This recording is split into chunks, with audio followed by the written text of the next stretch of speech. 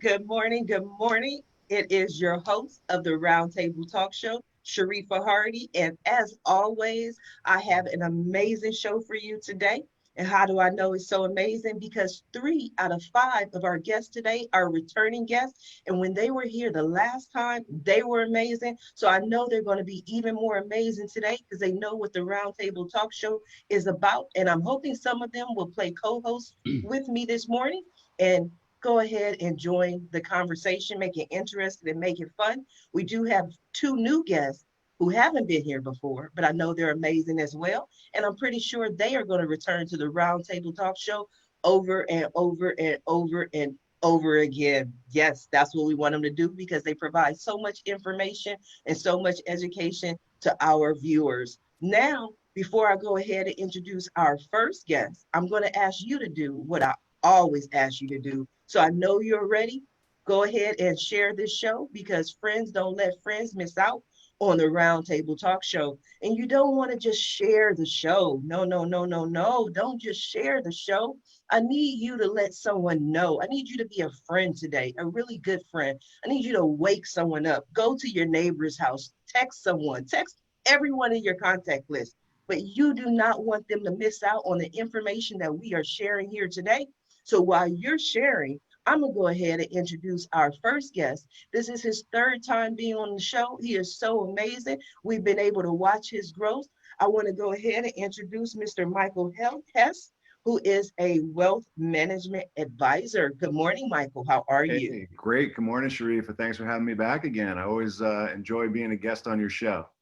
Yes, I enjoy having you here. You are so welcome. So what I love, and one of the things that I love about returning guests is the progress. I get to see where they were in the beginning and then the second appearance. And now you're on the 3rd appearance. And the first time you were here, you were on the most heated roundtable talk show I've done. It was so interesting and it was fun. And then you still came back the second time and that was a great show. But on both shows, what stood out was that you were the guy that everyone wanted to talk to because you are a wealth management advisor and people wanted to know what is going on with wealth, with their stocks.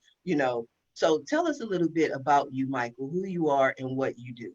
All right. Well, I'm originally from New York. I've been living out in California for 26 years now. Don't try and add up how old that makes me.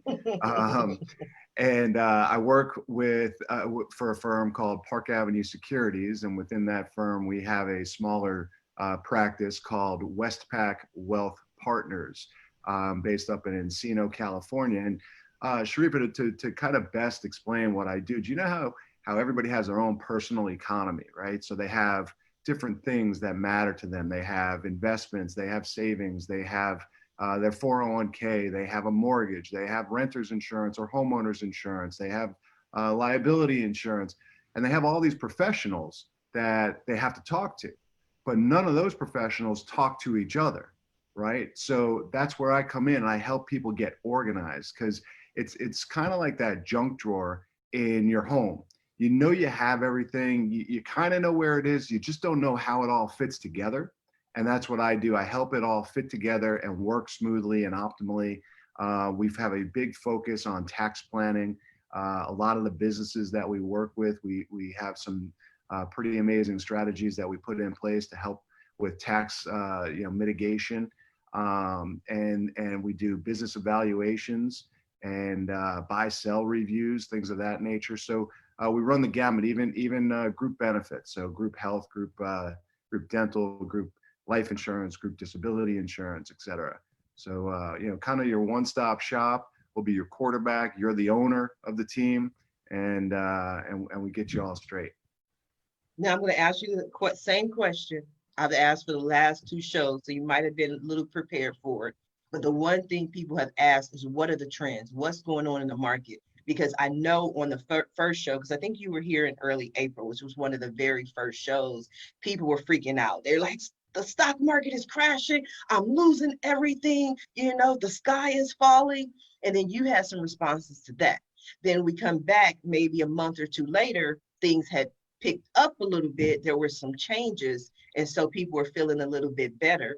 Now in July, basically August of 2020, we're in that phase of we have reopened, we've shut back down. People don't know what to do, where to go, what the world is looking like. So what are some of the things that you're seeing and the trends that you're seeing?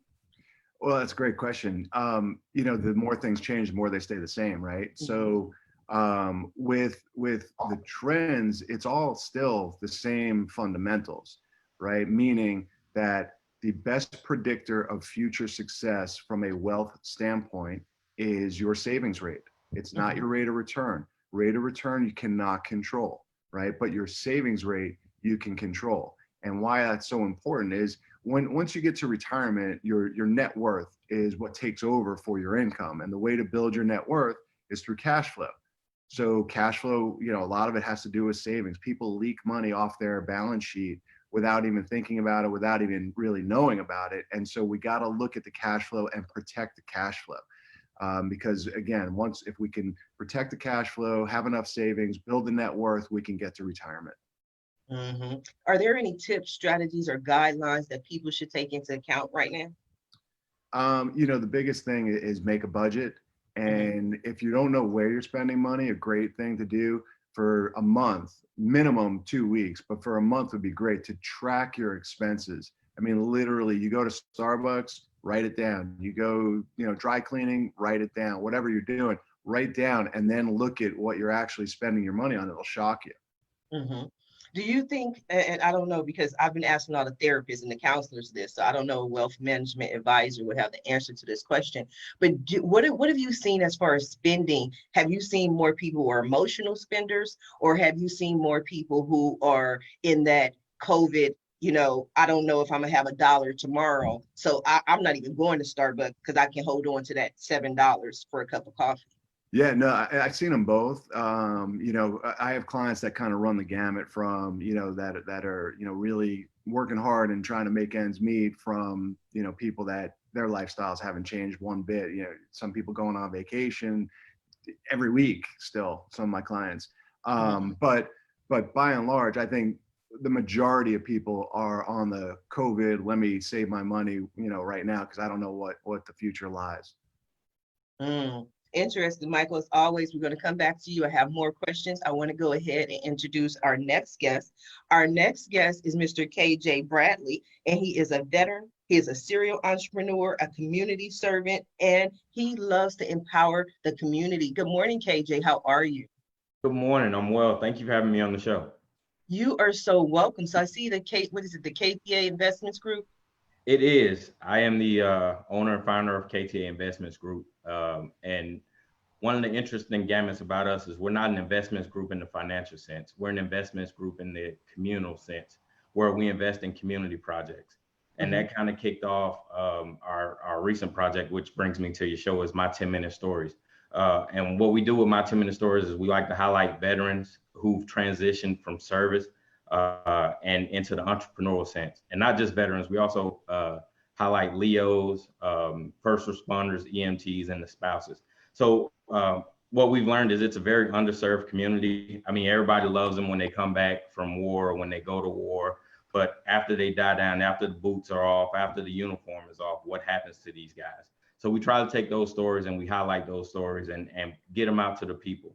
And then another facet of the project is our Veteran Legacy project, which is a super dope project.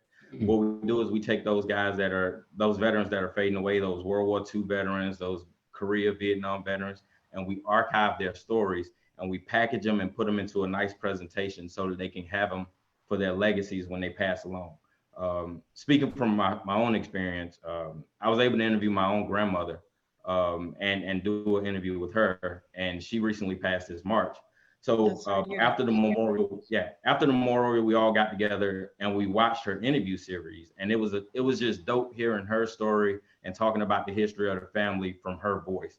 And that kind of brought peace and closure to us. So we try to do that for our veterans and those guys, and capture those stories that you're not going to find in the history books, and give it back to their family so they can have firsthand accounts of their history. When you capture it, what is it, a video? What is it? Well, we do several different things. We give them a hard copy DVD. We also give them a link to our archive where we keep stored in the cloud, so they can always access it that way as well. And then we give them a nice presentation package with photos and everything, mementos, if they got medals or something they want presented. And we wrap it up and put it in a very nice package and send it off to those guys. And then usually what we do is try to give them our own unique special package to say thank you. Thank you for your service, and you're not forgotten. That's available for the public to see? I'm sorry, say again? Is that available for the public to see anywhere, or? Yes, absolutely. Absolutely. The website's called my10minutestories.co. We started off initially just with a simple YouTube channel, just a labor of love project, just something that I wanted to give back to the community. But we got picked up by this broadcasting company called Easy Way, and they've turned our shows into a 30-minute series that's going to start airing on August 26th, which is super dope. You'll see 3 different 10-minute stories each episode. It airs weekly. And it's just a great project, man. Just 10 minutes of celebrating the life of somebody who gave back to the community. And I think that's important in this day and age. Yeah. So Easy Way, the gentleman's name is Easy, correct? Yes, his CEO is Eric Zuley, great guy. Eric Zuley, yes. Yeah, yes. San Diego, great guy. We linked up in March. He just kind of heard about me through separate networks, and reached out and was like, hey man, I love what you're doing. You should come on the platform and let us put together a show for you. And at first I was kind of hesitant about it, because initially it wasn't a money thing with me. It's just like, hey man, this is just my way of balancing everything in my universe. You know what I mean? Being a retired service member myself, it's just my way of getting out, hearing cool veteran stories, having a great time, and then being able to give back. So but he talked me into it. They put together a package, gave me a great proposal, and I'm excited. Can't wait for it to air August 26th. Yes, I love Eric. Eric Zuley's amazing. I met him on several occasions. Great following, great person. He's always in the community. So kudos to you for working with a great team. We're going to come back to you. I want to go ahead and introduce our next guest. You may have seen her before. She is on a panel with a whole bunch of gentlemen, but I know she is just going to be an amazing lady. Miss Allison Blackman, who's been here, like I said, this is her second appearance. She is a writer, a relationship expert, a beauty and fashion editor. Good morning, Allie. How are you? Hi, Sharifa. I'm great. Thanks for having me on your show again. You are welcome. Thank you for coming back again. What's going on in your world today?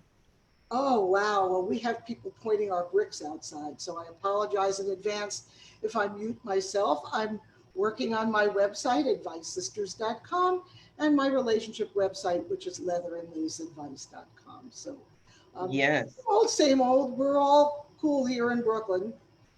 Yes, we talked a lot about your leather and lace the last time. That was the aspect that I definitely want to get to. Now, I have some questions for you, Allison. I apologize. I want to go back to KJ real quick, only because there were some questions for you in the comments that I hadn't happened to see.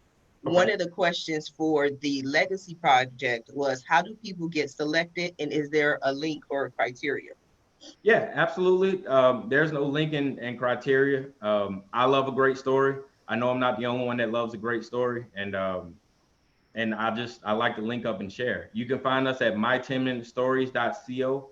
You can find us, that's the website. You can find us on Facebook, Instagram at my10minutestories. Yeah, I'm a team of one right now. So whenever you reach out to us on social media, you're talking directly to me. I'll reach out, we'll link up. It takes about an hour for me to gather all your story, and then we send it to the editor, chop it up, and then we're ready to roll. So please reach out. Like I said, every day is a great day to tell a great story. So we love to hear your story. So reach out to us and let's chop it up. That is wonderful. Sorry about that. Thank you for the answer, KJ. Sorry about that, Allison. Just want to make sure I get that question answered. But you have two different stories, you're editor of two different publications. And the leather, what's the leather and? Leatherandlaceadvice.com. Leather and lace. Relationship advice. I know it sounds a little racy, but basically my husband loves Stevie Nicks and the song Leather and Lace. And it sounds provocative, but what we really do there is answer questions, the kinds of questions everybody has about relationships. And I've been doing this for a couple of decades online, first on Advice Sisters, which is now a lifestyle website, and then now Leather and Lace, which I do with a male counterpart. We're co-authors. So you kind of get his point of view and her point of view. So what are some of the most interesting questions you've been asked? Well, What's the juice? some of them, this is a family show, so I'm not going to answer those. We have a spice section where you can ask more provocative questions, but most of the time, people are smart and they can find their way out if you give them a little nudge. So questions like, I gave him a gift and then he didn't respond. What does that mean? I said, I love you, and she didn't respond. What does that mean? Or I have expectations of how my love life's going to be, and it's not turning out like that. So we get a lot of questions like that. People just want to be validated, know that they're okay, that they're normal, or whatever normal means. Everybody's different, everybody's unique, and it depends on where you are in the world, because we have readers all over the world. But relationships are the same. Heartbreak in Dubai is heartbreak in Brooklyn. I mean, the emotions are the same. How you choose to handle them may be different depending on your background and where you live and so forth. So when the people write in and they ask about their love life or how their love life is going, what is some of the advice that you give them? Well, it depends on what the question is. What we try to do is help people see the forest for the trees. We don't tell them to do anything. So I would never say, dump this creepy man, because maybe there's something I don't know. You're dealing with strangers all over the world, and they're not you, and they don't have your background or your feelings or your religious beliefs. So we'll say things like, does he treat you well? How does he treat his mother? Has he ever given you any gifts? How does he feel about kids or religion? And ask questions so that they can figure it out for themselves. Sometimes we've gotten a few outrageous ones, and we have kind of said, look, this doesn't sound too good, but we won't tell them, don't marry someone, he sounds bad for you. That would be presumptuous. We are, we're guides, but we're not the ultimate, authority. Neither myself, nor, as a disclaimer, neither myself nor my co-author are psychologists, psychiatrists, or doctors. I have been doing this since 1997 online, and I've helped a lot of people, but you don't have to take my advice. I'll give you some thoughts, and if they help you, that's great. If they don't, move on. It's okay. Do you feel that most of the people who ask questions are first-time readers, or do you have people who ask questions on a regular basis? I think a lot of them are first-time readers. They're coming to get an answer to something or to validate a decision they want to make. But we do have some that return. And, our advice online publicly is free. So, we're not charging for this. If you want private advice, that's another story. But if you write in on our Contact Us form or ask a question, we're giving you free advice. And, so people do come back and ask, if it's relevant, we'll publish it. If it's something we think will help a lot of people, we'll publish it. If it's specific to them, we may answer them privately, but we won't publish it on the website. Oh, wow. That is wonderful. I have more questions for you, but I want to go ahead and introduce our next guest, because we definitely love the leather and the lace, but we have to also be careful to make sure that we are doing the right things, especially when we are online. I want to go ahead and introduce Mr. Joshua Shea, his second time on the show. The first time he was on the show, I read his bio, what he wanted to talk about. And I said, I don't know what's going to happen on the show, but he came on the show, was a perfect gentleman. And I was like, you have to come back, because there was so much that we didn't have the opportunity to touch on. Joshua Shea helps people recover from pornography addictions. He also had one as well. Good morning, Joshua. How are you? Good morning. Are you feeling a little bit safer with me today? I feel safe today because you behaved yourself so well last time. I'm like, okay, because I didn't know. I didn't know. But see, that's part of the stereotype of when you talk about pornography or somebody who's going to talk about pornography. And one of the most important messages that I try to share out there is that there is no stereotypical porn addict. I've Mhm. met men and women ranging from age 14 years old up to age 83. Mhm. And in all races, all religions, all demographics, there is no stereotypical addict, and most of us, you don't even know we're there. Mm. So, what is an Well, addict? I know they're there, Josh. Well, I'm Allison saying knows. you can't spot them on the street, is what I'm saying, when you're walking by them. I think we believe that a porn addict is, a 19-year-old guy living in his mom's basement who has never kissed a girl in real life. And I'm sure there are some of those, but that's just not who it is. It's like any other addiction. It stretches across, it can be anybody. And when it's a problem, when it's an addiction, I think that's the same as, because addiction is addiction is addiction. The exact same thing is happening in the head of all addicts. Yes, there are different side effects depending on the behavior or the substance that you're going to use.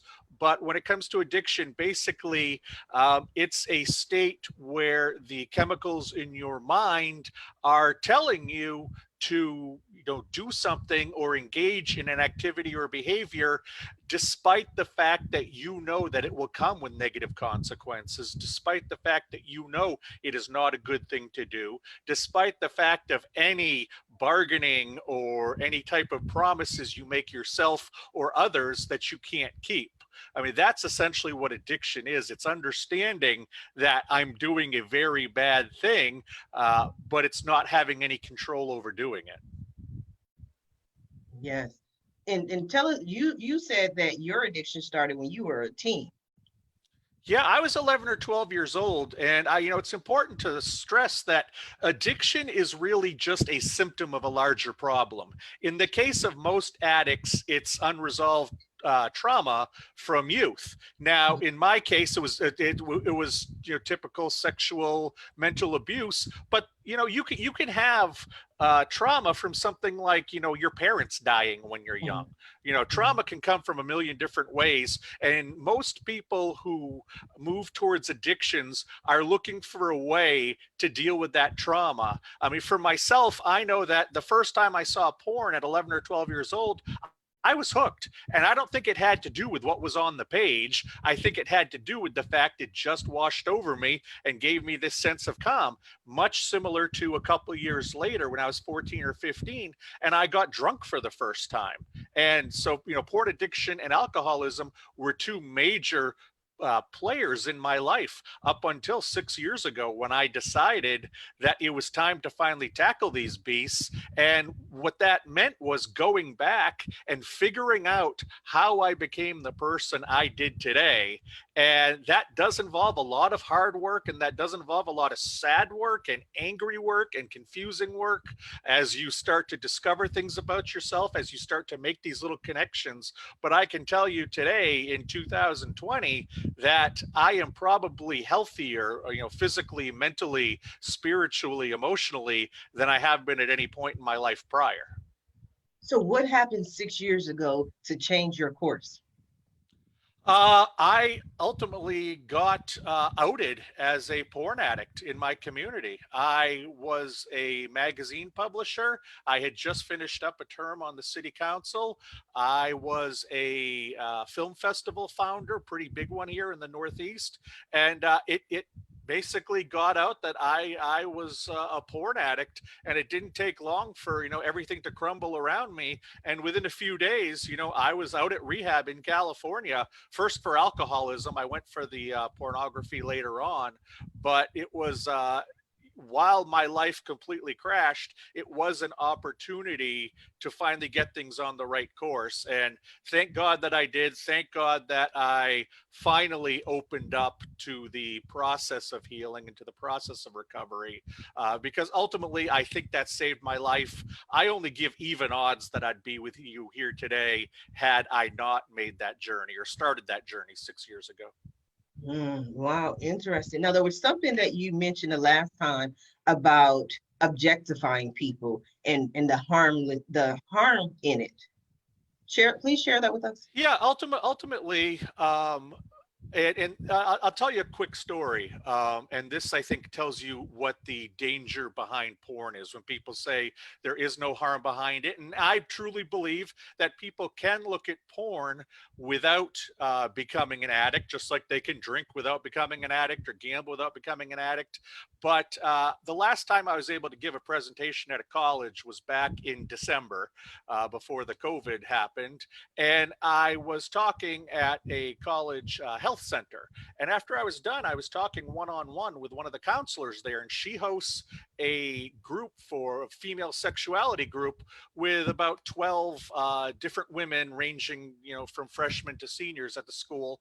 And they universally do not want to have sex with a virgin. Hmm. Why is that?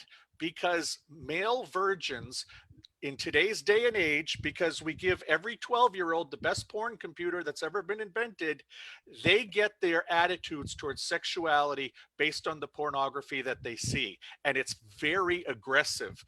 These women were reporting that, men want to choke, men want to dominate, men want to be aggressive, because that's what they're learning from pornography. And these women would rather not retrain them to actually be a normal, healthy sexual person. They would rather not deal with it. And, that is a typical fallout of pornography today. There are quite a few of them really affecting the under 30 group, because that's the age group that has grown up with the internet, but didn't grow up with any knowledge or education or warnings when it came to pornography addiction. Joshua, I would add that this is in high school too, and that young men and women in high school watch these things and then they just don't know how to react. This ruins relationships. It really. Well, that's what I'm saying. That's where they've learned about it. 13 and 14-year-old boys are learning about sex, and they may not have it till college, but they're learning about the sexual act based on the unfettered access to pornography that they have. I mean, the average boy sees pornography for the first time today at 8 years old, and the average girl sees it at 10 years old. So we're just starting to learn what that first generation of fallout of having nothing behind porn addiction education had on the youngest group. And it's not a positive thing. We need to start working with porn addiction, working with education, teaching these kids what's possible. Just like we teach them about cigarettes or about drinking, they can make their own decisions when they're 18. Hopefully they make good ones. But as children, they do need guidance. And yes, it sucks to have to talk about pornography with your kids, but that's the world that we live in today. If you want them to, or if you want to have an inside track on hoping to raise them to be healthy. These young girls at 10 and 12 are, I don't know if I could say this on the air, but they're doing sexual acts. They're expected to do it. And if they want to be popular and if they want to date or go to the prom, they're doing things that as adults, it's one thing. But when you're like 10 and 12, it's a whole different thing. And it's the girls that have a lot of pressure.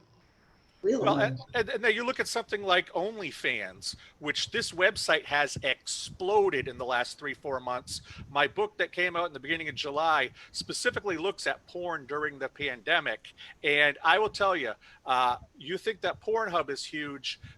OnlyFans grew in 3 months what it took for Pornhub to grow in 3 years. I truly believe that OnlyFans is going to cross over outside of porn eventually. I think it's a good platform for indie musicians or artists, much like Snapchat really started as a sexting tool and has since moved outside.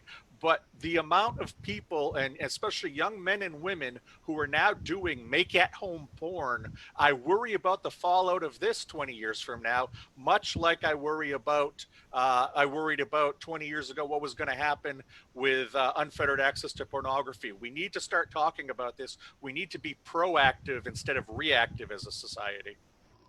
Well, Sharif asked me how many, what kinds of questions we get. We get a lot of questions about pornography on Leather and Lace Advice. And it's mostly people who have watched porn and then they try to translate that into real life.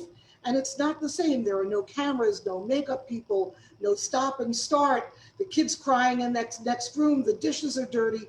And the husband or wife are saying, why isn't this like I'm seeing on the screen? But it's not real. Yes, absolutely. So we have more questions. I just want to go ahead and introduce our next guest who has been waiting so patiently as we have this conversation. And our next guest is from the Candid Cajun, Mr. Billy Arcement. Good morning, Billy. How are you? Thank you for doing that quite well. You learned an honorary Cajun badge, I'll tell you. I get a Cajun badge? Yes, that's as good as anybody has ever pronounced my name that didn't know me before. So thank you for that accuracy. My pleasure to be here. It's been an interesting listening to the conversations across the board this morning. I'm going to add something to what Joshua just said, because I think his focus is probably one of the more important things that the world needs today, because we have such freedom of things on the internet that in an instant, one click away from anything we want to see, do, or hear about. One thing that I have found, and I am not advocating that I'm this saintly old guy on this broadcast today, but the stabilization that's missing from my 81 years on this planet is that the spiritual connection in life has gone away. Sinners can be religious, or religious people can be sinners. We all are. But I think it's always the reach out area that we can go to stabilize our life. For me, as a cradle Catholic who has been going to Sunday Mass since I was 5 and an altar boy, I'm not perfect. I have my sins that I won't confess to this group or the world today. But I will tell you that the stability that brings you back in line with what's right in life is that spiritual connection. No particular religion. I happen to be Catholic. It doesn't have to be just us that are perfect. I don't believe that. And I don't have the keys to the kingdom. I try like heck to stay away from losing the keys. But when you recognize you are straying from the straight and narrow path, I think the religious connection or being able to reach out for that peace you can get from some spiritual connection or whatever that is paramount to keeping you whole and honest. It's my anchor. When I drift, I search for the way to get back. And once I get it, it's amazing peace of mind that comes to my my life. So I just would add to what Joshua said. I don't know the connection that he has found. That would be interesting to see. But to me, it's a grounding of addiction. The 12-step program for alcoholism is grounded in spirituality. So let's just not ignore that aspect of life. There is a tendency in today's society to say religion is taboo. It's like, oh gosh, are you religious? You're a weird person. Well, I'm weird, but it has been my grounding force as long as I can remember. Like I said, I started going to Mass on Sundays when I was 5, and you can't count this many and say that's how many Masses I've missed in all those years. I just won't do it. I got out of KP for an hour to go to church when I was in the military. KJ will appreciate that phenomenon that you talked the mess sergeant into letting you leave your KP assignment to go to church. It helped that he was from Arkansas and I was from Louisiana, so we were neighbors, and he had a little compassion. But my point really simply is that I think people need to search for a grounding spiritually, whatever that is for you. That's a huge anchor to keep your life on path. So, and that kind of leads me to what I do for a living. I'm still working part time. The COVID has obviously hit me in the face. I basically have not worked this year. Um, Prior to this, I spoke to audiences, mostly local in recent years, because I just don't want to travel. I've done the traveling bit to many parts of the world and across the U.S. as a speaker and as a manager in the chemical industry for 32 years. Prior to going full time, doing speaking and traveling to audiences across the country, I focus on leadership.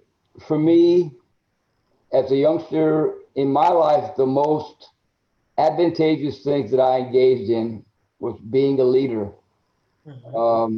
president of my class or secretary, whatever position you might have. When you get into a leadership role, that is a game changer for you, because now you have some control over what you do with your life. You know how to lead yourself. And I do self leadership, which some people call personal development, self improvement topics. And I do organizational management development. Um, for some reason, the good Lord blessed me with the ability to be very observant very quickly. In my first career, I used to coach high school sports and teach science classes. I didn't do that very long. Starvation came quick with kids. So I ventured into a brand new facility as a chemist, and I worked my way up into management with a 5-year plan. And it took me 4.5 to get there, but I got it in my 5 years. And I moved into management, first as a quality manager, then environmental manager, then safety manager, then global customer service. And I did all 4 of those things when I retired in 2000. And I got to travel and see people all over the world and find out that they're all the same. It That doesn't is matter. so true. That It is so doesn't true. matter. I think that's the consistent thing that we find is that people are all the same. That's why I love this show because we always find the commonalities between people. I didn't expect, and it's beautiful because I didn't expect Allison and Joshua to be on the same show, but yet they covering the same topics. And then we have Michael who's on the show. Michael's a parent. Have you seen any of the things that Joshua talked about in your life, or do you make them at the forefront to keep the kids okay? It's crazy as my my 9-year-old, this little devil, she was at a play date, and this happened about 6 or 8 months ago. And she doesn't have a phone, but her friend did, and they were at her friend's house, and don't know who instigated this, but I suspect it was my daughter that said, "Have you ever Googled the word sex?" And the girl, they popped it into the phone. I don't know where the parents were and why the child had a phone with her at 8 or 9 years old. But nonetheless, they did, popped in the word sex. And all of a sudden, they're seeing images of things they shouldn't be seeing. And she comes home and, we were talking about, Google searches or whatever.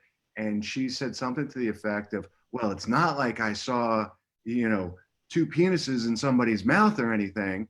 And my wife and I are like, where'd you come up with that? Because that's like really Right. That's not like an imagination for an 8-year-old to have, or come to find out later on, because we wound up having a powwow with the other parents, that they went through the search history on their child's phone, and there was all these images. Thankfully, it wasn't videos, which still, the images are bad enough. So yeah, when Joshua was talking about that, I was, right with him and everything. And then as far as the leadership, I think just being a parent, you're automatically put into a leadership role, right? I mean, we have to be the steward for our children. And, we have so many things that we always talk about. You can control 2 things, your attitude and your effort. And,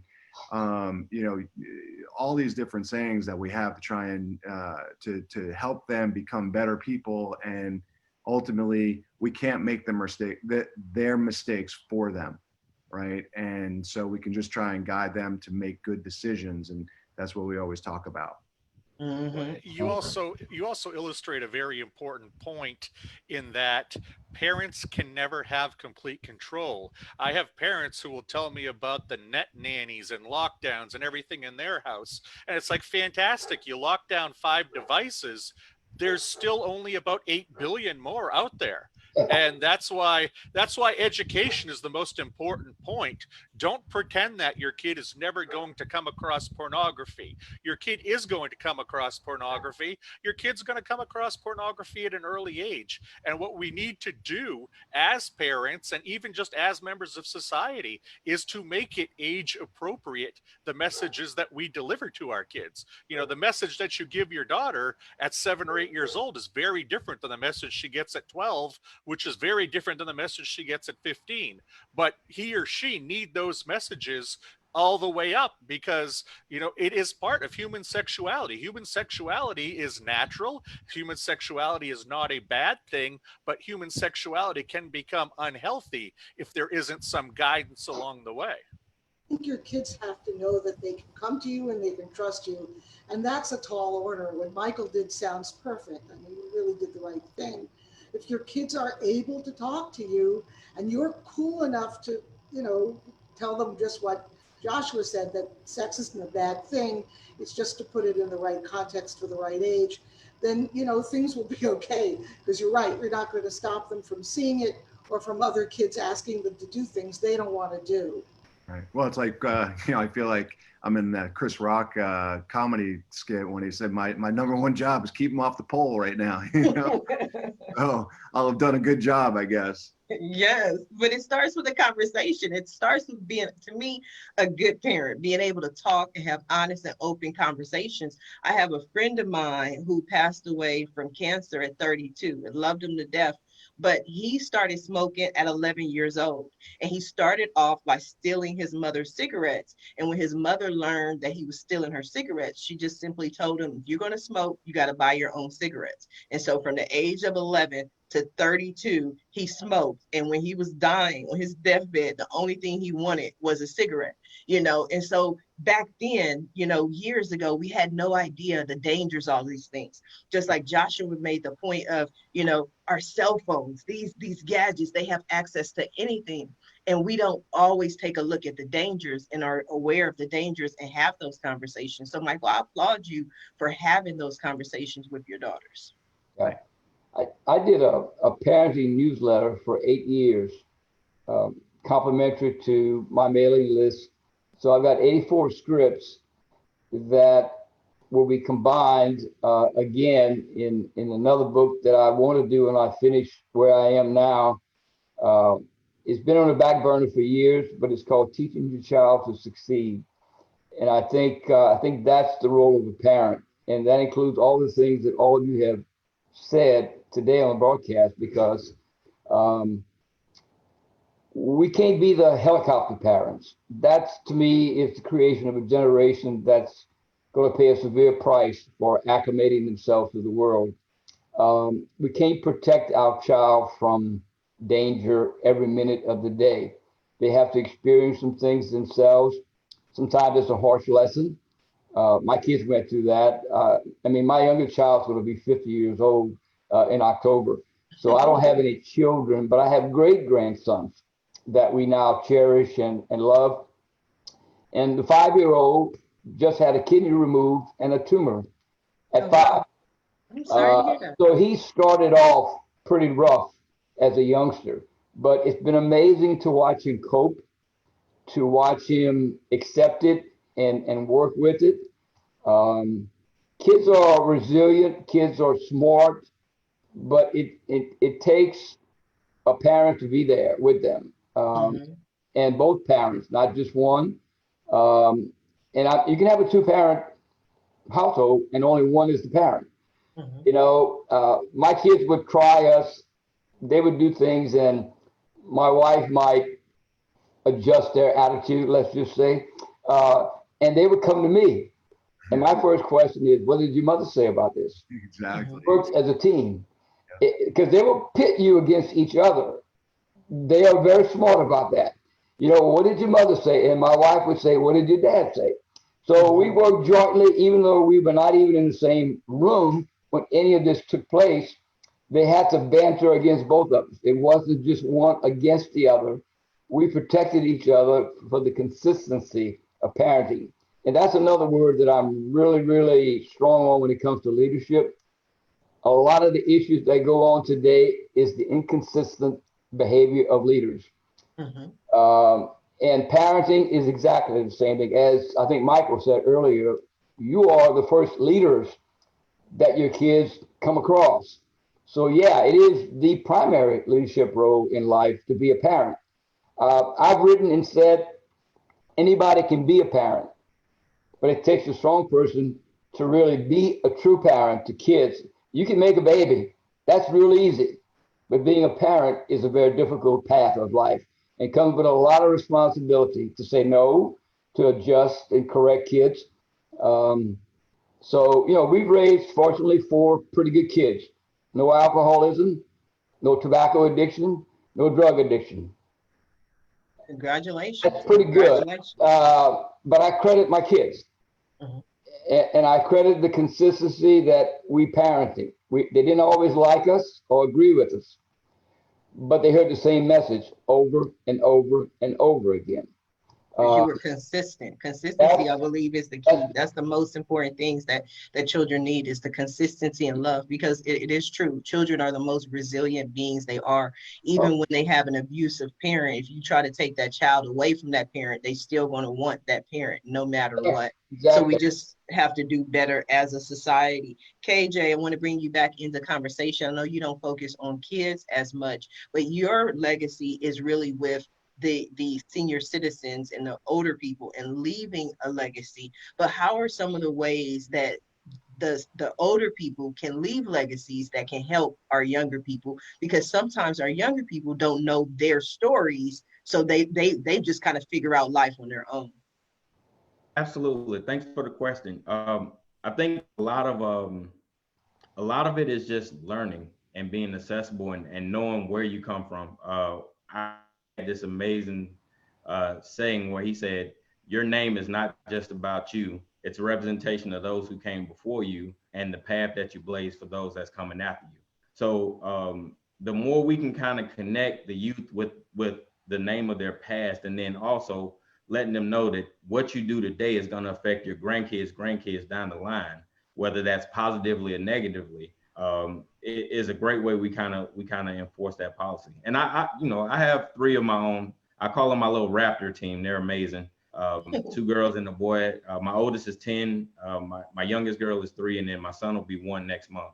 So Oh, a lot of what Josh congratulations. was saying, thank you. A lot of what Josh was saying was resonating with me. Just the other day, my oldest daughter and I had to talk about TikTok and Mm-hmm. being careful with things that you post and identifying features and the Instagrams and all that other stuff. Just so it's a difficult line trying to allow them to express their freedom and understanding that their time is not our time. They're growing up in a completely digital world that none of us kind of experienced growing up. You know, And then also trying to help them, find their own path and not being so oppressive to where they're afraid to talk to you. So it's a fun time.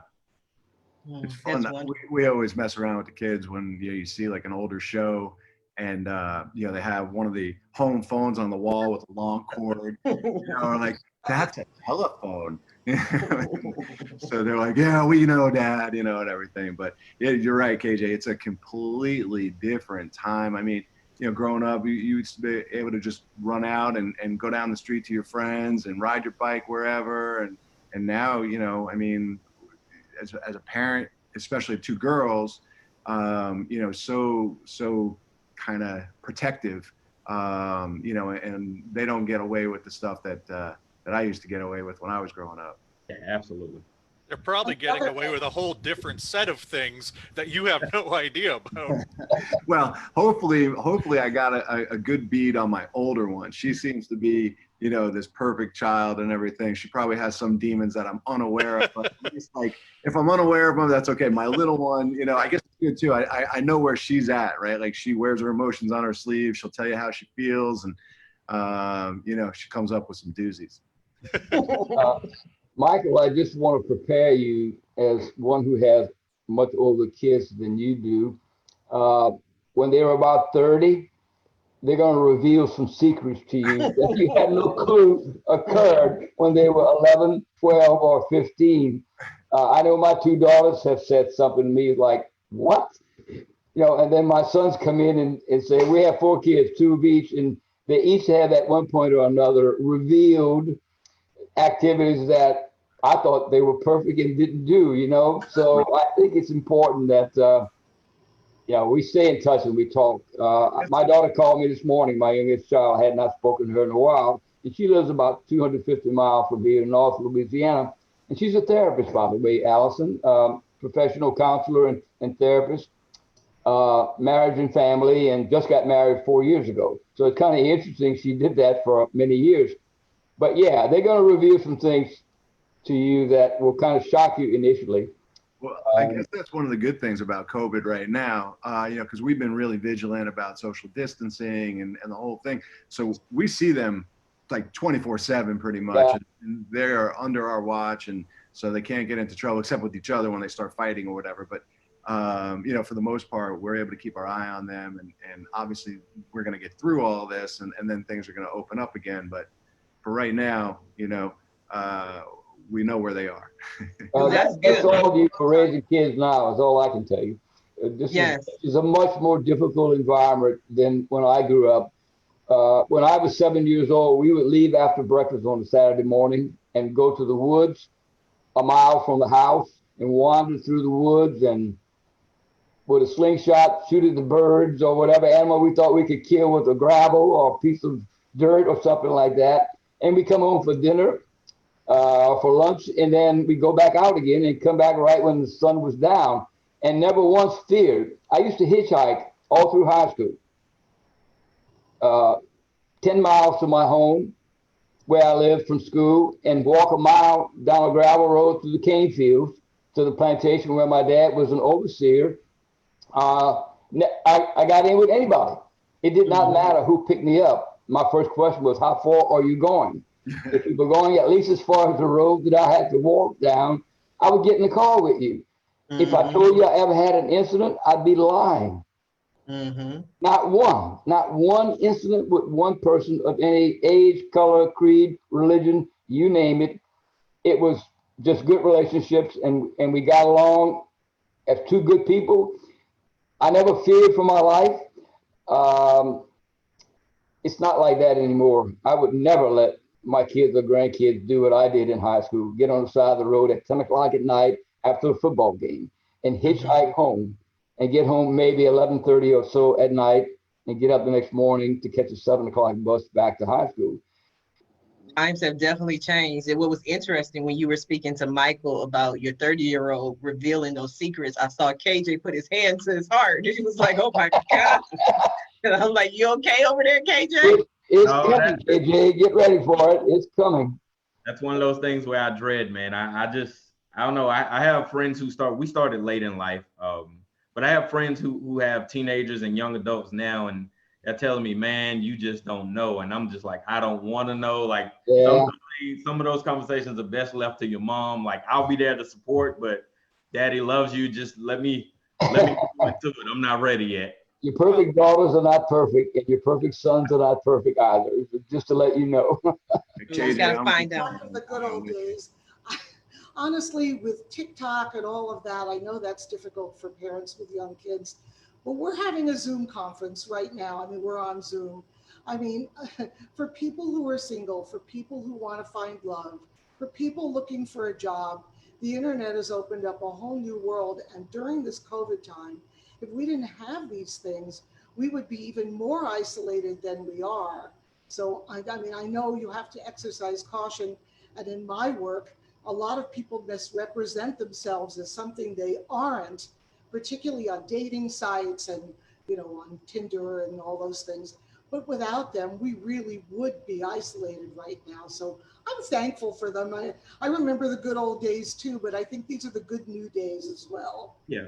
Yeah, no, I agree 100%. I mean, there's so much more productivity, now with these Zoom conference calls and everything. For, you know, for my work, my offices were considered essential, right? In the wealth management, we're an essential business, but I'm not going back into the office. If I can work from home and do Zoom conference calls and telephone calls and emails and things like that, it's great to be around the kids. I, you know, come out when I'm on a break and hang out with them and help with some homework and whatever. And, you know, just as effective and productive. So, you know, I'm grateful for the technology for sure. Absolutely. And one of the things that you may not realize, I mean, you may or may not now, Michael, is that just being a father and the presence in the house, you know, that means they are not about to be up to too much, you know what I mean? Because they know dad is in the next room. So you may not, you know, realize it, but just being there in the house, that party that they was going to plan at 17, they not planning it anymore because dad is right there. So I've had a wonderful, wonderful, wonderful time today. I've enjoyed the conversation. I love the way the conversation goes organically all over the place, whatever we decide to discuss. And Joshua, you were just the star of the show today, brought out all this information. Yeah. Excellent. We are coming down to the last few minutes of the show. And what I love to do at the end of every show is just simply allow my guests to speak directly to the audience, to everyone who is watching this show live, as well as everyone who is watching in the archives. And if you're watching in the archives, please go ahead and share the show. Doesn't matter if it's 2 months ago or 2 years ago, the information, especially on the show, is still very important. So I'm going to allow you, Joshua, to start us off with what you want people to take away from this show. Okay, like, you know, I really have two messages that I bring everywhere I go. Number one, there is no such thing as a stereotypical porn addict. It can be anybody that you know, including you. And if you believe that you have a porn addiction, get help, because no matter what the addiction is, addictions don't end well. They end with losing friends, family, professional experiences, financial problems, legal problems. It just doesn't end well. So if you have an addiction, get yourself some help. If you have any questions when it comes to pornography addiction, if you'd like to learn about my 3 books or have some access to resources regarding porn addiction, visit my website. It is recoveringpornaddict.com. I can answer your questions right there. You'll see a lot of different writing that I've done. You know, check it out, recoveringpornaddict.com. And thank you for having me back. You are welcome. Feel free to come back anytime. Allison, what do you have for us? First of all, I just want to say thank you for having this forum, and I hope that your listeners are enjoying what we have to say and all your other shows. I'm just kind of going with Joshua. I think people really are unique, but underneath our emotions and how we are, we're all one, we're all the same. And I hope that people are a little more peaceful and a little kinder to each other. And if you have a question for me, you can go to leatherandlaceadvice.com or advicesisters.com, and I'll do my best to answer it. Thank you, Allison. Billy, what do you have for us? Well, if I could do a little shameless promotion, this is my newest book. It looks like it's upside down or backwards on the screen, but it's No, we called, can see it. It's can fine. you? Okay, become the best version of yourself. I just put the last upgrade last night on Amazon. I've got 4 other books. My next new book that I want to write probably by the end of the year, because I'm working on a book about relationships, respect, and culture in the workplace, which is the book that I'm almost done. I'm interviewing organizations to get some real life stuff. But this book is available, and it kind of fits what we talked about today, becoming the best version of who you are. It has both a secular and a spiritual connection in it. So if anybody loves it, my website, searchingforsuccess.com. I may switch to Candid Cajun. I'm debating that very, very seriously. So thank you for having me. I have thoroughly enjoyed meeting and speaking to everyone here.